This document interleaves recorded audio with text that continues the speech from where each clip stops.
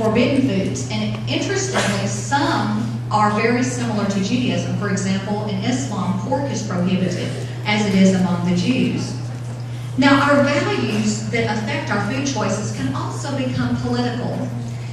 Consumer demand for products, all kinds of products, continues to grow. And as a result of that, we import many products. And that even includes produce and workers to satisfy demand. You may have heard at one point when there were boycotts of grapes to protest the poor treatment of migrant farm workers. And that's an excellent example of how political values can impact our food choices. We also have environmental values.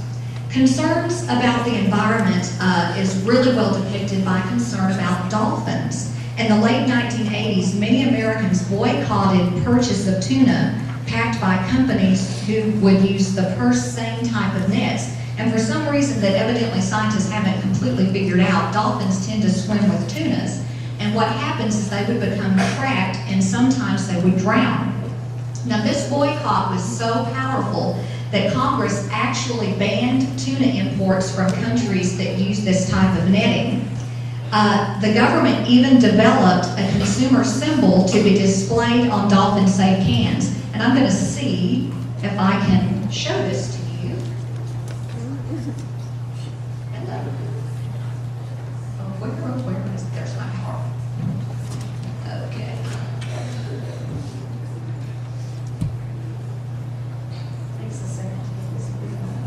Okay, this is star-kissed tuna, and you can see it's a little bit difficult still. It's very small.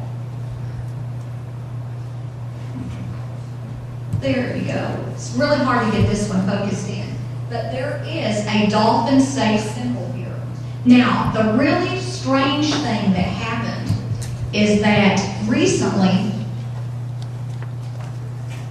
Congress has actually it was the U.S. Department of Commerce, has said that there's no longer any proof that ensnaring a dolphin in these nets actually reduces dolphin population.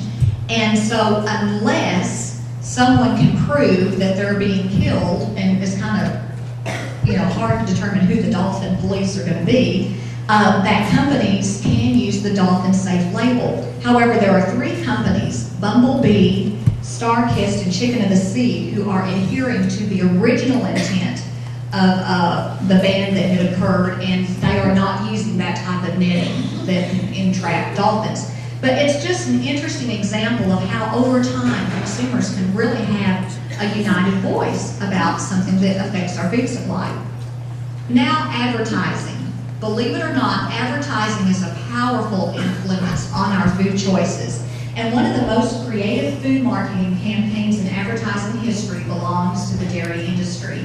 The National Fluid Milk Processor Promotion Board, that is hard to say, launched a star-studded campaign back in 1995 to reach what they called light and lax milk users. The "Where's Your Mustache" query is asked by film and sports celebrities, and this particular one features Cal Ripken Jr. The ad reads in part, and it's too small to see here, but it says, "With all the milk I drink, my name might as well be Calcium Ripken Jr."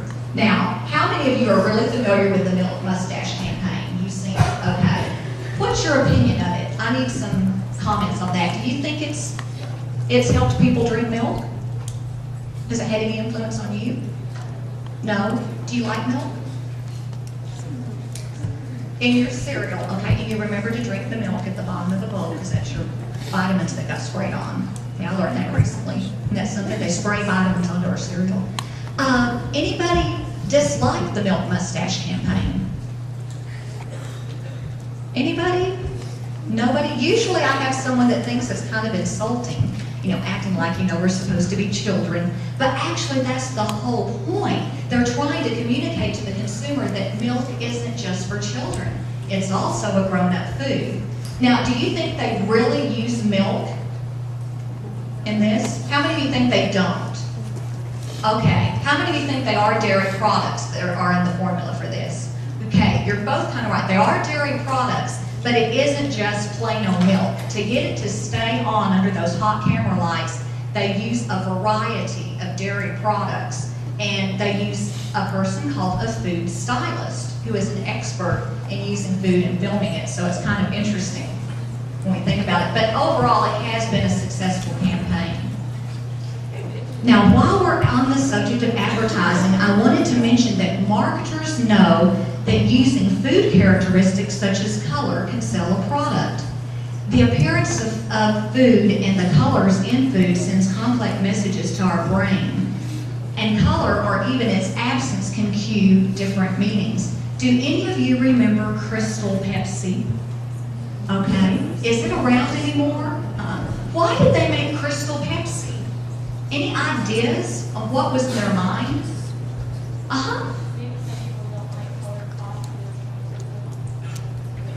I wish you all could hear that. I'll rephrase. Probably won't get it as good as you said it, but that not everyone perhaps likes colored pops, and so therefore they're trying to appeal to a market. Who might they be competing against? Sprite? Yeah. Mountain Dew's their own product, I believe, so they wouldn't be doing that. It didn't last. And it also, this Crystal Pepsi kind of gives you an idea like crystal, clear water, and it's a pure substance and all that, but it just didn't last. Now, on the aspect of color, something that I think is so interesting is that blue foods have been slow to enter the market. Have you ever thought about it? In nature, there are very few blue foods. What's an obvious one? Blueberries. Yeah, blueberries. But children have embraced new blue foods with enthusiasm. Blue Jello, have any of you had it? Yeah. Blue Jello was the first new color since 1978, and that's come out in the last few years. Blue Hawaiian Punch, and what else?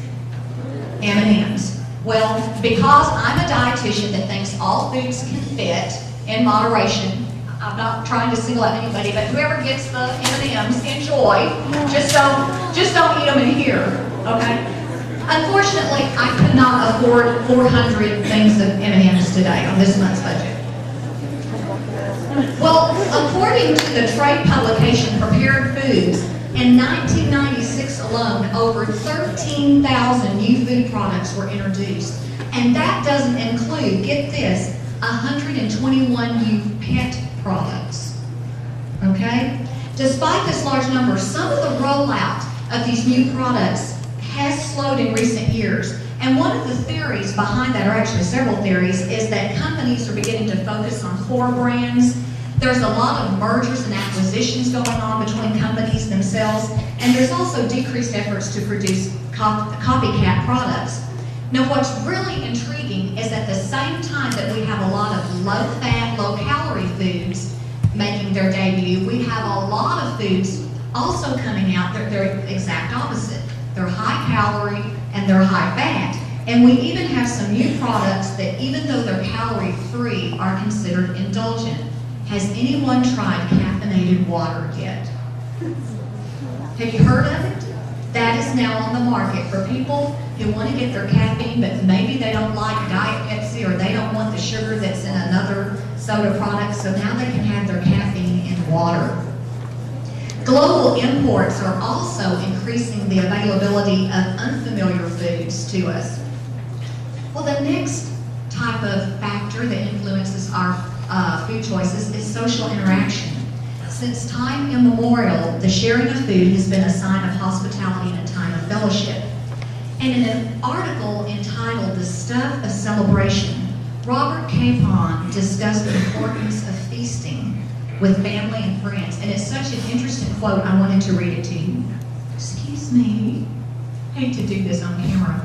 On the syllabus, I really ask that you not read newspapers when you're in class. Save them for afterwards, okay? Thank you. Hope I don't have to say that again this semester.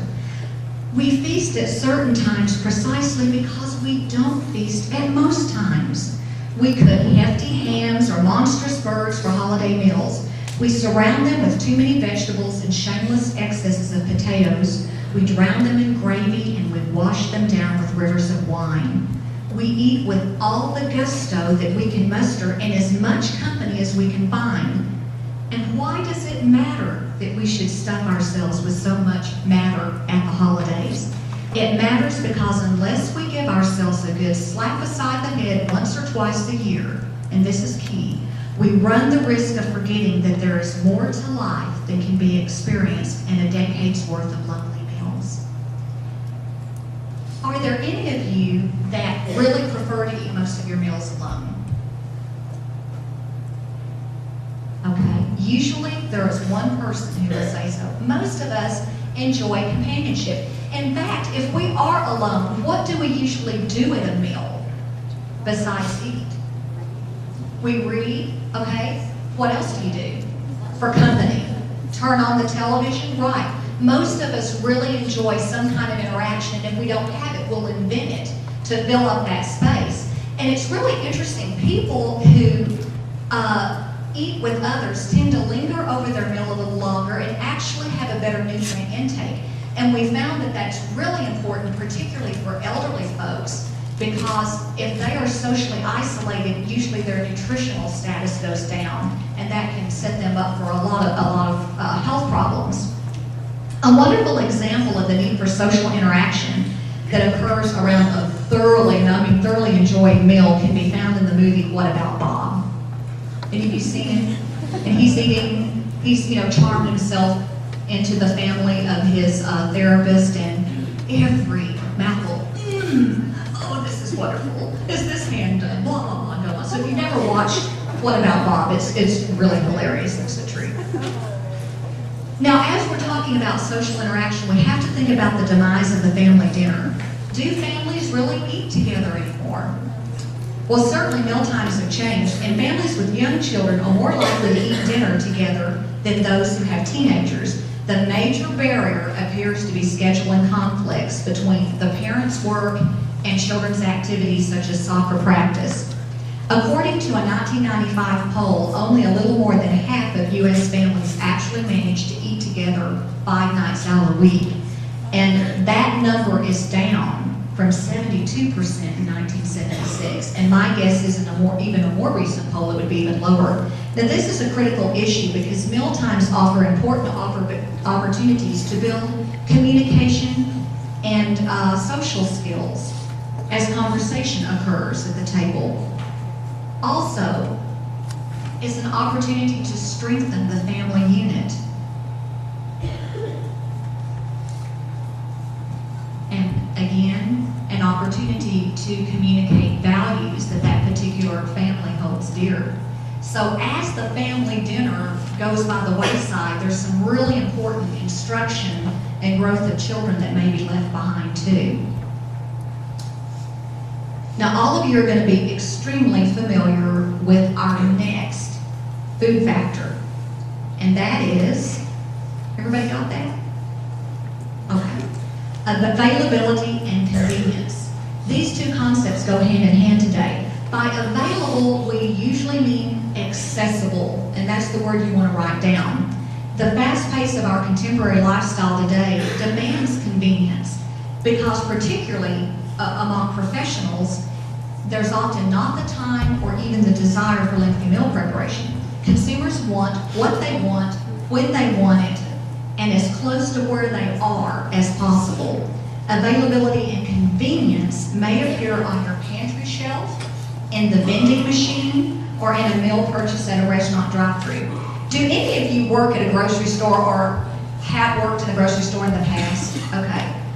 Have you noticed the types of foods that are right at the very front of the grocery store so people can go in and grab things? There can be some frozen items like microwave dinners. What else do you see? Candy bars. Have you seen long loaves of bread either already baked or that you can bake? Pop. Bananas. There's usually banana trees, for want of a better word, near. And also, if you look at the perimeter of the store, what do you have? You have your deli. You have your milk items. You usually have some produce and bread. Those are around the perimeter, so people don't necessarily have to go up and down the aisles. You can grab them quickly. And in some communities now, you can even shop for your groceries online and have them delivered.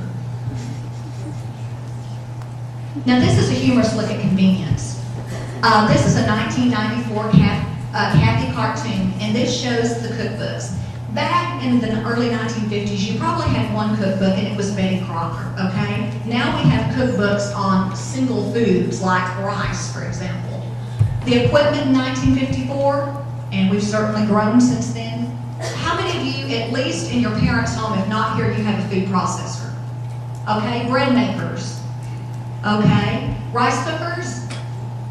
Okay, not as many for rice cookers. But the thing is that we have a lot more appliances. Our ovens and stovetops have changed. I mean, like, I have a convection oven, and it's self-cleaning. It does all these fun things that I enjoy. But this is the bottom line. The Sunday dinner 1954 and the Sunday dinner today. And there's a lot of truth in this. So we tend to let someone else do the cooking. Now, what's behind this convenience trend? Well, primarily the career growth of women. In 1950, only about 13% of married women who had children under the age of 17 worked outside the home. In 1994, it was about 70%. So certainly there are more and more women in the workforce. Now, the career growth of women has led to changes in what, where, when, and how we eat. For example, we eat out more than we used to. We have restaurant-style food at home. In fact, I believe it was the chain Boston Market that coined the phrase home meal replacement. In other words, you order it, pick it up, and you have your potatoes and your chicken and what have you. We also shop to eat. I know that some, Oh, okay, it was about 13% in 1950 of married women under the age, that had children under the age of 17, and now it's about 69 to 70%. It's gone way up. I know I'm not the only one that sometimes runs to Dillon and I shop for that meal. I pick up a salad and maybe pick up a roasted chicken. Any of the rest of you do this? Have parents that do? Sure. And so that's part of our busy lives today. Fragmented meals, a lot of families do not eat breakfast together today, and even dinner may be in shifts, as we mentioned with the demise of the family dinner. At the same time, and it almost sounds like it's an oxymoron, but we do have a desire to have greater food quality. We want to emphasize fitness, and we want to have health. So all of those things have come together, primarily a result of the career growth of women. Now, when we look at economics, that's another one. The amount of money that's available for food is going to affect what you choose to eat. Americans spend about 11% of their after-tax income on food. In some countries, however, that may approach 50%, where food is more expensive and maybe not as plentiful. Now, when we look at your total food budget, Americans tend to spend about 45% of their food dollar on food away from home. That's what FAFH means. And I used Wendy's here as an example.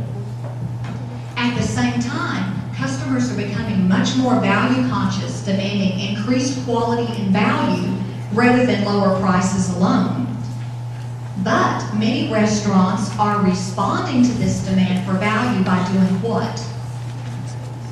When you go in, they ask you, would you like to add a large fry to that? Would you like to supersize your meal? Wendy's has the great biggie and McDonald's has the supersize.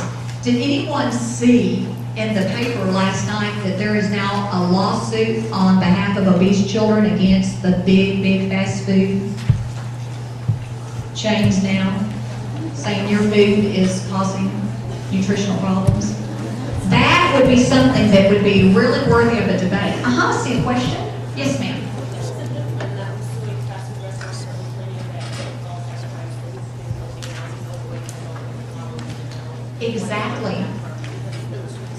Exactly. A gentleman also that's wanting to start suing because he said it was so convenient and the food wasn't nutritional. And later on, when we talk about dining out and some other issues, we're going to come back to that. So you have an opportunity to start forming your opinion, should you be able to sue. Now, do you remember when people sued, I believe it was McDonald's, because the coffee was too hot? Okay? Think about that. When we get to Module 7, I'd like us to talk about that some more.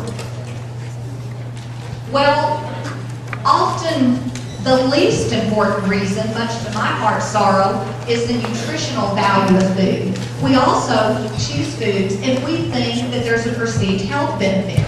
Food manufacturers are responding with a multitude of there's low calorie, low cholesterol, low fat, no fat, sugar-free, caffeine-free, high fiber, calcium fortified, and all the advertising hype to go with them. Now let's look at this list of nutritionally modified foods. The sales of foods in these categories have really increased, and by nutritionally modified, it could be low calorie or low fat or sodium modified. I'd like you to take just a minute and put a plus by those categories where you have used a nutritionally modified food and liked it, and a minus by the ones where you've used it and you have not liked it. Okay, so take just a moment to do that, and then I want to get a few of your ideas about it.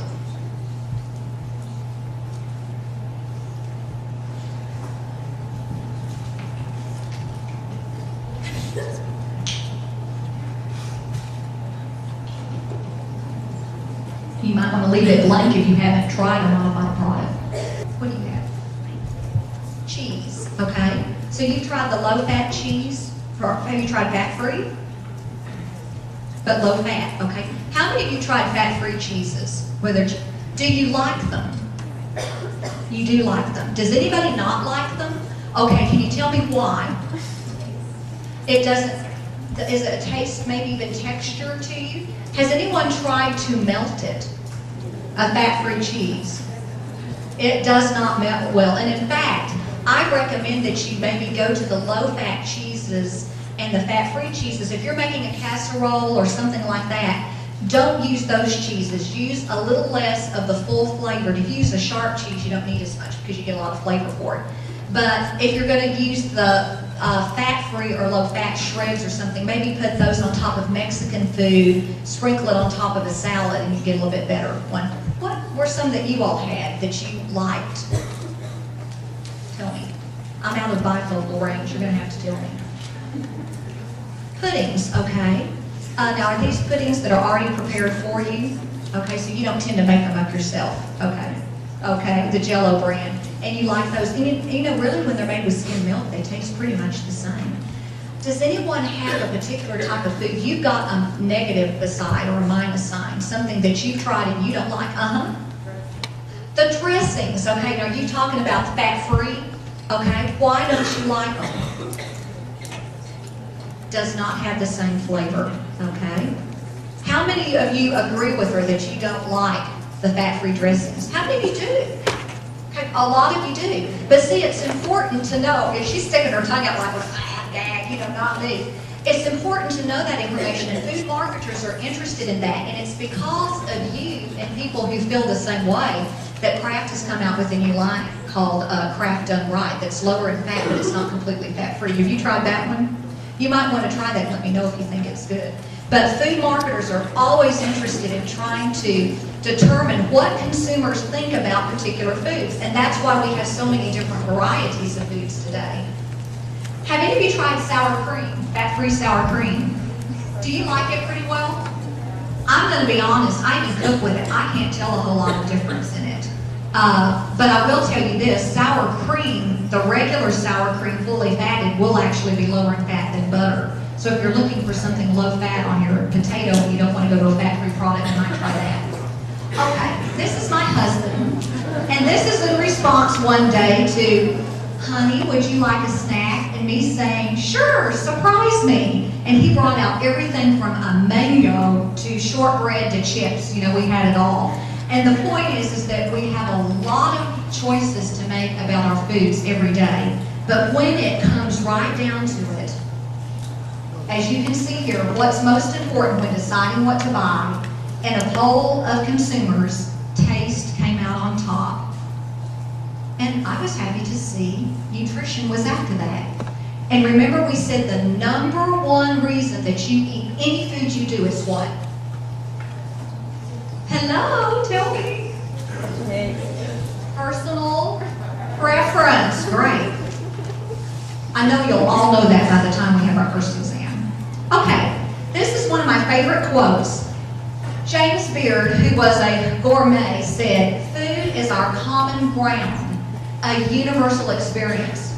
What do you think he means by that? Any ideas? We all love food. Is that what you said? Oh, I agree with you. I love food. I love to eat. Now, some people may not think they love food, particularly people who have eating problems. I would say that some people, for example, who suffer, and it truly is suffering from like anorexia nervosa, might not feel that they love food while they're in the active part of that. But most of us do enjoy eating, and it is universal, no matter where you are. I had the opportunity to do some medical work in Mexico, and even though I cannot speak but a few words of Spanish, you know, things about food, we could use hand signals and communicate. Food is universal. You've been eating since birth. All of us have experience in that. Now, I told you this is a general ed class, and we talk about food being a metaphor and simile in many cases because we connect to disciplines such as art and music, film and literature are all full with metaphors and similes about food. Now, it's maybe been a while since you've had this in an English class, and I'm not real worried about you writing this part down. But a metaphor, just to refresh your memory, is a figure of speech in which a term or phrase suggests a resemblance, but it's not literally applicable. And for example, in an old movie called Auntie Mame, Rosalind Russell said, "Life is a banquet, and most poor suckers are starving." Now, life isn't truly a banquet, but that would be an example of a metaphor. Or, she's a peanut. Now, a human's not really a peanut, but, you know, I'm 5 feet tall and I've been called a peanut before, you know, because I'm, what is it, vertically challenged or whatever the term is. Okay, simile, on the other hand, is a more direct expression of resemblance that uses the word like or as, like, his appetite is like an elephant's. Mothers may say that when they have a teenage son, eating them out of house and home. Well, this is probably one of the best examples I have ever seen of a food simile. This is a Pizza Hut Incorporated ad, and it says, "Pizza is a lot like life. It's an experience meant to be shared." And as you go through these photos, which don't show up real clearly here, it's an intergenerational advertisement, like it shows a grandfather eating pizza with a grandchild, and here you see it's also interracial. It's really, truly universal. Pizza has become a very universal food. Now, some of these examples I'm going to give you are similes and metaphors, and some of them are just fun. But for example, food has been a source of creative inspiration for centuries. Now, this whimsical illustration depicts an artist painting an artichoke. If we painted asparagus instead, we can think of a bit of a metaphor because asparagus is one of the really delectable spring vegetables, and sometimes you'll see food magazines and they'll talk about the herald of spring and the asparagus is out. But we do tend to paint food.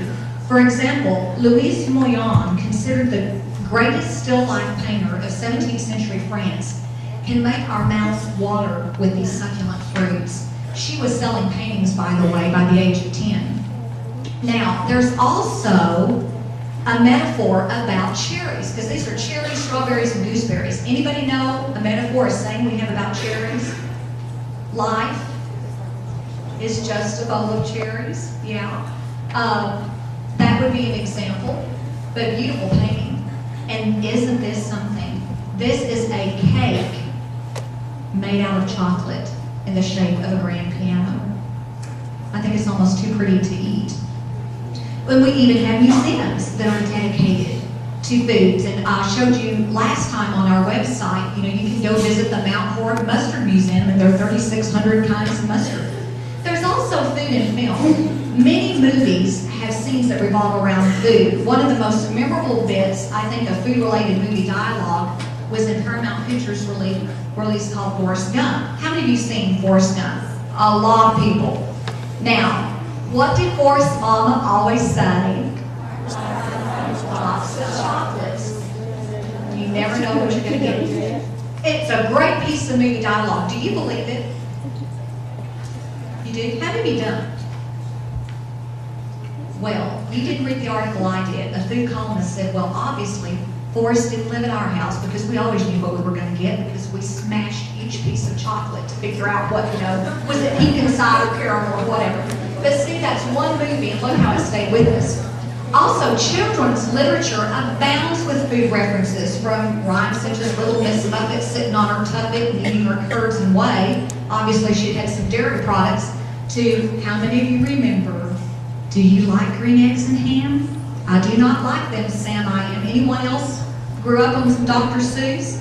Yeah, it's even in our literature. And William Rice wrote this about Charles Dickens, the wonderful British author. He said, he's the champion when it comes to arousing a reader's appetite, and Dickens should never be read on an empty stomach. Probably all of you have seen The Christmas Carol, either in a staged play or perhaps read it. And I want to call your remembrance to the Cratchit family, who were poor, and what happened when they received a special Christmas supper. Let's listen.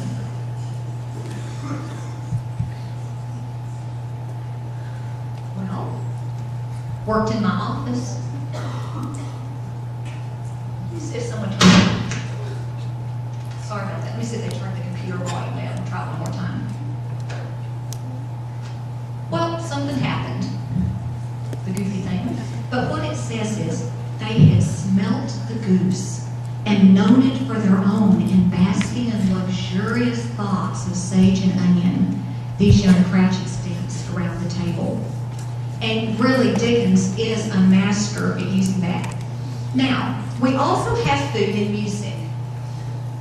What does a cheeseburger remind you of? Cheeseburger in Paradise by Jimmy Buffett.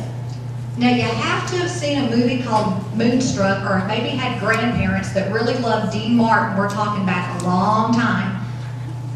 Pizza. Anybody, can you think of a song associated with pizza? Oh, I'm thrilled you know it. She says, when the moon hits your eye like a big pizza pie, that's amore. It's called That's Amore, and it was revived in that movie, yeah. When your eyes begin to shine like you've had a little bit too much wine, yeah. That's a real food-related song. And then, now, if you are not from the United States, you may think we've lost our mind with this one. Spaghetti? Ladies in the Tramp. Oh, that's not what I expected. Anybody remember Ladies in the Tramp? And it's so cute when their noses touch. And I love that. I just go, gosh, I love it. My husband rented that for me. I'm still a child at heart, yeah. Thank you, that was wonderful. You made my whole day. We'll have to get together and watch it sometime, okay? But what about singing about spaghetti?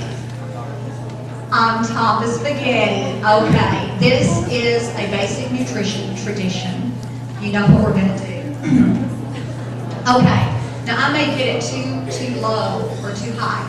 We're going to sing the first stanza on top of spaghetti on this side, and y'all will have to sing twice as loud because there's a lot more things on this side, and you're going to go with the next line. Now, we may not all know the same verse, but let's see. And I do not do solo work. Don't you dare embarrass me with this.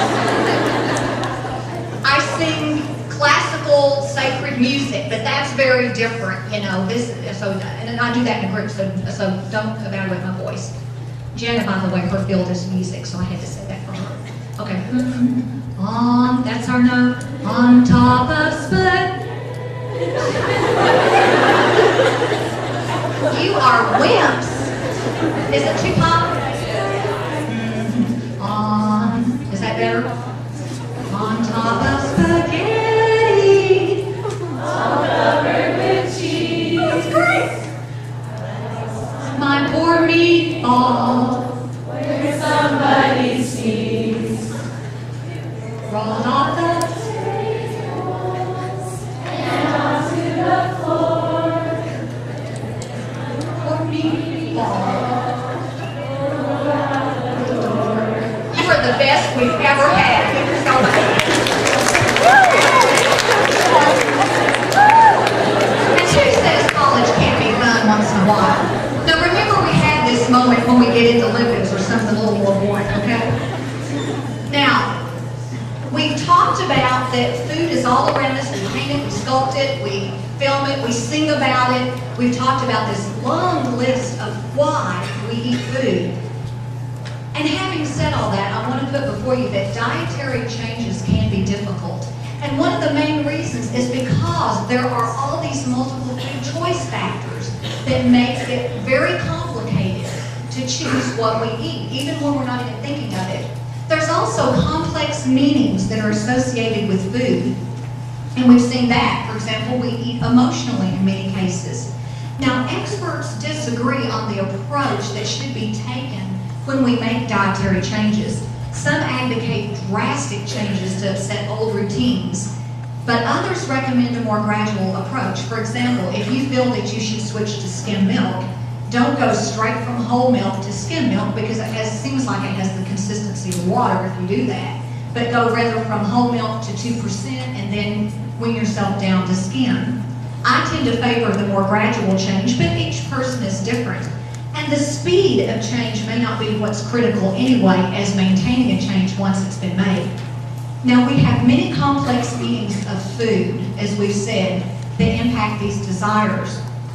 But another reason why it's difficult is because of a concept of good and bad foods. Now, we're going to go back in time for just a minute to Ovid, one of the Roman poets, and he said, "Now to perform a true physician's part and show that I am a perfect master of my art, I will prescribe what diet you should use." I can almost see him, pointing his finger when he does it. "What food you ought to take and what refuse." We still have a lot of this philosophy today, and according to research conducted at Arizona State University, people tend to even ascribe characteristics to people that they know based upon their food choices. For example, in this study, people who indulged in so-called bad foods such as steak, fries, and donuts were perceived to be less virtuous. And those who ate fruit, salad, homemade whole wheat bread, chicken, and potatoes were believed to be harder workers and more upright morally. Now, do some of you think that's a little ridiculous, that we look at what's on someone's plate and then make value judgments? But it does happen. Well, what meanings do we associate with good and bad foods? Well, here's a couple of examples. Generally, if you ask an audience, good food will be said to be, it's good for you, it's nutritious. And because it's so good for you, like maybe spinach or carrots, it's probably not going to taste good. In fact, it may even taste terrible. And it's going to be low in fat, sugar, and salt. In other words, if it's good for you, it can't possibly be a fun food or a delicious food or anything else. On the other hand, most people will say bad food is like junk food. It's not nutritious, but it tastes wonderful. And it usually has lots of fat, sugar, and salt. The fly is back. I have to start bringing a fly swatter to class. So, do you think that's a pretty good depiction of what do you think? For most people? Now in Texas where I'm from, this means yes. Okay, this means okay. Which is it? Do you think it's fairly accurate? Okay, that's satisfying. So, the list. I'd like you to take just a minute and the first things that pop into your mind, write down a few, I think there's room for 3 each, good foods and bad foods. And be thinking about the rationale for putting them there. So what you think would be a list of good foods and bad foods. We'll see what you come up with.